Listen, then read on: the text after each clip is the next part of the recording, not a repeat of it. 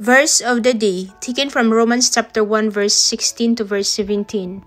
I am not ashamed of the gospel, for it is the power of God for salvation to everyone who believes, first to the Jew, and also to the Greek. For the gospel reveals God's way of making people right with God, and it is from faith to faith. As the scripture says, the one who is right with God will live by faith. In Cebuano, dili ko ikaulaw ang maayong balita, kay kini mao ang gahom sa Dios aron pagluwas sa tanan nga mutuo.